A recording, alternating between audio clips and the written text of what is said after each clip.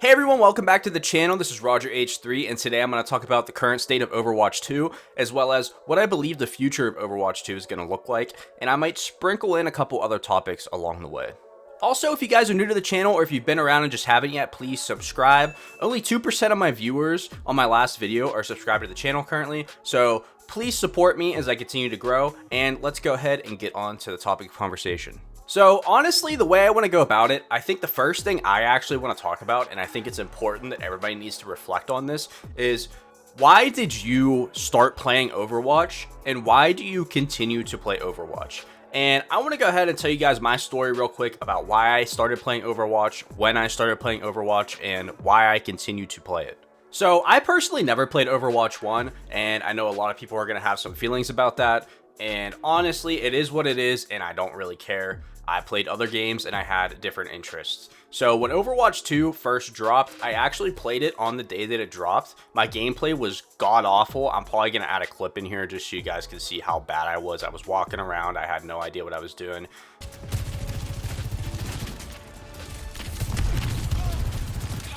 This is kind of hard, I'm not gonna lie. Everybody moves so fast.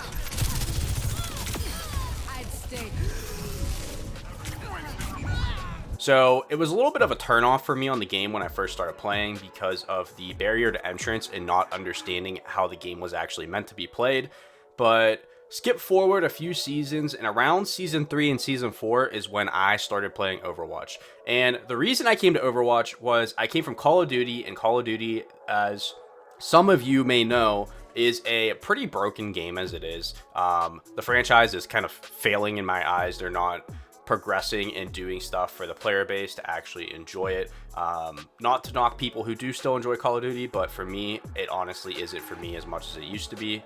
And I came to Overwatch just looking for a new type of game to play, something competitive, something fun, and something that's just not out on the market in any other format, and I think Overwatch is that.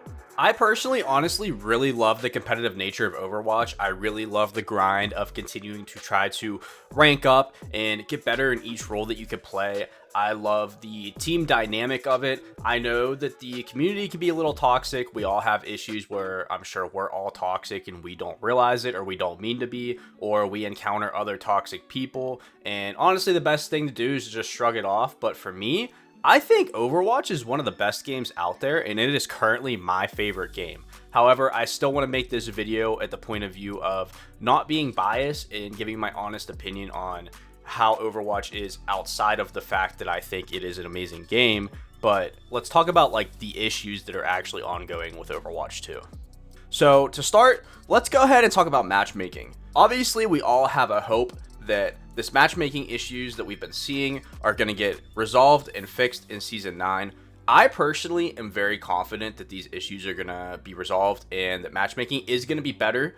Besides the fact of if you actually have somebody who's 4 ranks higher than somebody else they're playing with, I think games in that situation are going to be pretty unbalanced. But I do think in terms of the general population of people who are playing within the same rank of their friends and peers, or people who are solo queuing, we are going to see a huge improvement in terms of matchmaking as long as the matchmaking system comes out in the state that we expect to see it in.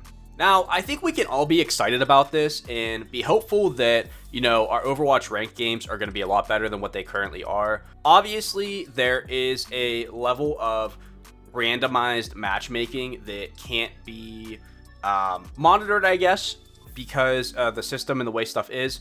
You know, if somebody else is ranked the same as you, you don't know if they're going to have a bad game. You don't know if somebody else is playing on their account. You don't know if they can only play one character and that's it, and they're getting countered. Like, there's multiple reasons why people can play bad, or you could feel like your team is doing bad. But in general, I am very hopeful that this is going to fix some of the odder matchmaking issues we see, where people are extremely far away from the rank that the game actually is. Like, if you're playing in a plat game and you have somebody who's high diamond, obviously going from playing with mid-plat people to somebody who's high diamond, they might be able to totally smurf and destroy that lobby. It just kind of depends on the situation, but I have a feeling, and as I said, I am optimistic that these coming changes will really fix the matchmaking, as well as it'll be extremely nice to be able to see how your rank is actually fluctuating come Season 9. Now, past matchmaking to a pretty serious issue we've all seen, especially with Malga and how he was buffed like the same day he was put in comp, and that is balancing. And although I think a lot of people are never going to be happy with balancing, there's always going to be an issue. As soon as Malga gets nerfed, there's going to be people talking about how Ram is overpowered, how Tracer's overpowered, and then you also know that the talk about supports being overpowered is going to come up again. And there's always going to be people who have issues with different characters and different things going on. There's always going to be some characters that are stronger than others, and that's just how the game is going to be. But in terms of general gameplay, they do need to do a better job of balancing people, and Malga's hero release, as soon as he was released in comp, is probably one of the worst hero releases they have ever had in terms of balancing and how overpowered he is. People should not be going into games in comp and getting told if you don't have Malga, don't play comp, or if you're playing against the Malga and your team isn't doing well against them, you have to play Malga or you're gonna lose. Like, one character should not be so overpowered that it breaks the game system, and one tank totally carries a game. I know some people feel like this isn't the case, and I know there are a way to counters Malga, and some people maybe just got lucky and they didn't have games where he totally destroyed, or they feel like he wasn't as overpowered as some people are saying he is. But I'm gonna go out there and say, for the general population, this tank was extremely overpowered, and I am excited to get the nerfs out this coming week, because I am hoping and feeling like this is going to improve Season 8 significantly for the rest of it, and a lot of people are going to have a lot more fun again.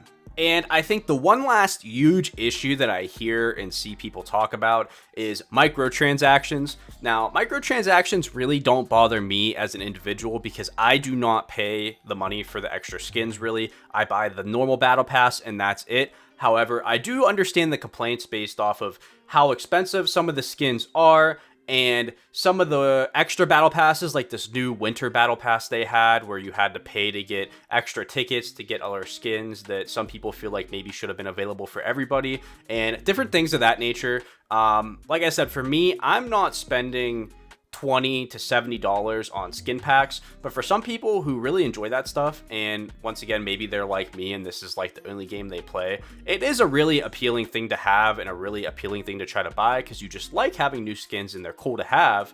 But unfortunately, you know, the amount of money that they are charging for some of these skins is pretty ridiculous, and in some ways they are not being honest and open about how to actually get some of these skins, if that makes sense.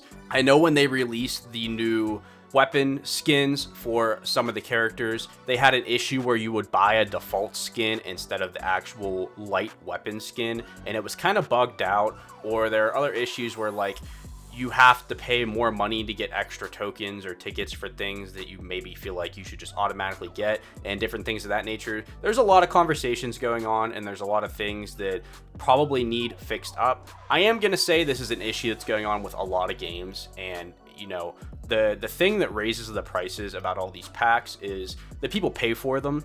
So if people stop paying for them, chances are the prices probably aren't going to keep going up. But obviously, people aren't going to just stop paying for them. People like them. People enjoy them. It has nothing to do with your personal income or anything. I understand both sides of why people buy them and why people don't buy them. Like I said, I don't really buy skins. I just buy the normal battle pass and that's it. But I do think it is a conversation that needs to be had. And a lot of these gaming companies like Blizzard, Activision, Epic, and different stuff like that do need to realize that the prices that they're charging for these bundles are a little outrageous at points. But I get that, you know, it's a business and they do have to make money from it. So it's hard to completely say that they can't charge the money if people are going to pay it. And then lastly, and the main topic I really want to talk about, is the future of Overwatch and how I think Overwatch is going to pan out in 2024 and going into the future. So I know as of late, there's been a lot of talk about people saying that Overwatch 2 is dying and that it's a dying game and people are leaving it. Honestly, I don't think that many people are leaving Overwatch 2 right now that you think there are. I think there's a lot of new players who are coming back to Overwatch and that are really enjoying the game. However, I will say I do understand and see, especially with OGs, there's a lot of people who are unhappy with the direction that Overwatch has been going. Although, once again, like I said before, I'm hopeful that the new changes coming in Season 9 are hopefully going to fix at least the matchmaking and the gameplay issues that we see. Once again, in terms of balancing, I think people are always going to have things to complain about. And honestly, sometimes it just comes natural. Sometimes you're just having a bad game and you're complaining about stuff. And, you know, sometimes another player is just better than you. I get, once again, some heroes are better than others, and there are times where heroes might need a nerf, and maybe Blizzard doesn't always do that as fast as we want or in the way we want. But nonetheless, as I mentioned, I still think Overwatch is a great game, and I think that Overwatch will be successful as long as the Season 9 changes actually benefit the game and work out the way we want it to. But with that all being said, I want to hear what you all think. Please leave in the comments how you feel about Overwatch 2, if you think the Season 9 changes are going to help everything, if you think the Malga nerfs are helping the game, if you like the direction that Overwatch is going and everything of that nature. Once again, make sure you subscribe and drop a like if you enjoy the video, and think about joining the Discord as well. That'll be linked in the description of this video. But thank you all for stopping by. I appreciate the support, and we'll see you next time.